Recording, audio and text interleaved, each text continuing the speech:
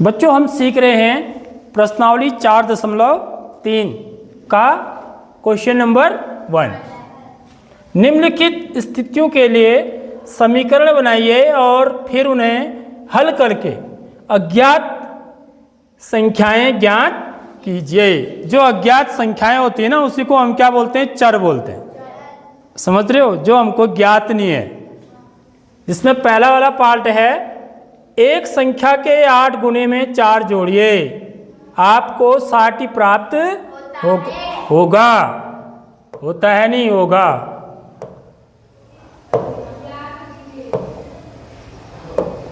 तो इसको कैसे हल करेंगे? देखिए हल, पहला वाला, पहले का ए। आपको क्या करना है? पहले एक कथन को पढ़ना है, ठीक? कथन को पढ़ने के बाद समीकरण बनानी है, फिर उस समीकरण को हल करके जो अज्ञात राशि है उसका मान निकालना है, यानी कि उस चर का मान निकालना है। तो एक संख्या के 8 गुने में 4 जोड़िए, ठीक है? कैसे हल करेंगे? माना एक संख्या, क्या है वो संख्या बच्चों? x है, y है, z है, a है, ठीक है? कुछ भी मान सकते हैं आप। अंग्रेजी के अल्फ़ाबेट, क्योंकि चरों को किससे दिखाते हैं हम? हाँ, अंग्रेजी के अल्फ़ाबेट से दिखाते हैं। तो एक संख्या x है, तो x का 8 गुना, तो x का 8 गुना कितना हुआ? x का 8 गुना, x का 8 गुना कितना हुआ बताओ?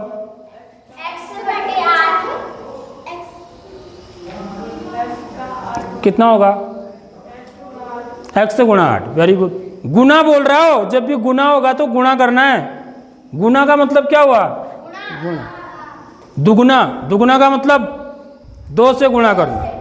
तिगुना का मतलब 4 गुना, मतलब 4 से गुणा करना। तो यहाँ पर 8 गुना लिखा है, तो इसका मतलब हुआ x गुणा 8। x गुणा 8 क्या हुआ? 8x। 8 को पहले लिख देते हैं, x को बाद में लिख देंगे, या 8 गुणा x भी लिख सकते थे आप। तो x का 8 गुना कितना कहलाएगा? 8x। समझ रहे हो बात? अब क्या कह रहा है देखिए, एक संख्या के 8 गुने में, संख्या x थी, ठीक है? संख्या का 8 गुना क्या हो गया? 8x में 4 जोड़िए, ठीक है? तो 60 प्राप्त होता है, ठीक है? इसका मतलब पहले मैं ऐसे लिखूंगा इसको, देखिए संख्या का 8 गुना, संख्या के 8 गुने में कितना जोड़ने पर? जोड़ने का मतलब धन 4, 4 जोड़ने पर, 4 जोड़िए बोल रहे हैं। संख्या का 8 गुने में 4 जोड़ दिया, तो कितना प्राप्त होता है? 60। ठीक है बच्चों, आगे बात समझ में है? चले ऐसे कथन के रूप में मैंने समीकरण बना दी। तो संख्या का 8 गुने की जगह पर क्या लिख दूंगा मैं? 8x। तो 8x धन 4 60। देखो अब समीकरण बन गया। सारी बात समझ में? अब इस समीकरण को हल करना है। इस समीकरण को हल करने के लिए क्या करेंगे? सबसे पहले यहाँ पर कितने पद हैं? 2। तो दूसरे वाले जिसमें चर नहीं है, इस पद को हम 0 बनाएंगे, क्योंकि यह धन के साथ धन लगा हुआ है, देखो ये, ठीक? तो इसको 0 बनाने के लिए क्या करेंगे?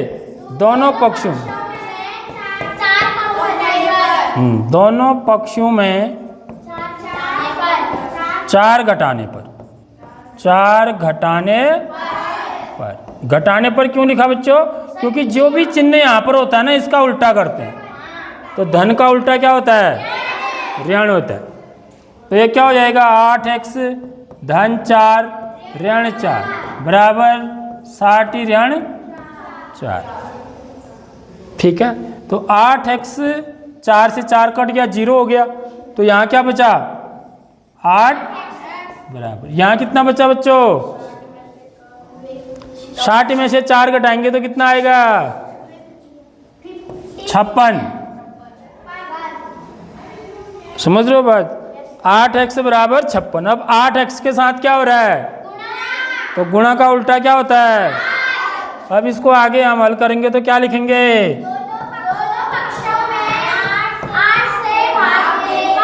बिल्कुल सही। दोनों पक्षों को 8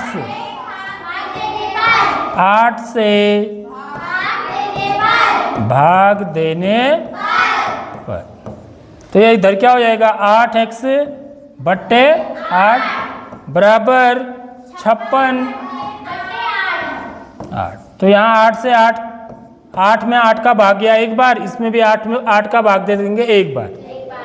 एक ही संख्या से भाग देते हैं ऊपर नीचे, समझ लो बात। जिससे मैं हर को भाग दूंगा उसी से अंश को भी दूंगा। मैंने 8 से हर में भाग दिया एक बार, 8 से अंश में भी 8 से ही भाग देंगे, ठीक है। और यहाँ क्या हो जाएगा, 8, यहाँ भी 8 से भाग देंगे, 8 का भाग 8 में एक बार, 8 का भाग 56 में भी चला जाता है, कितनी बार, 7 बार। तो यहाँ क्या बचा बच्चों, x बचा, क्योंकि ये 1 से गुणा करेंगे x को, x आएगा, 1 से भाग देंगे तो भी x ही आएगा।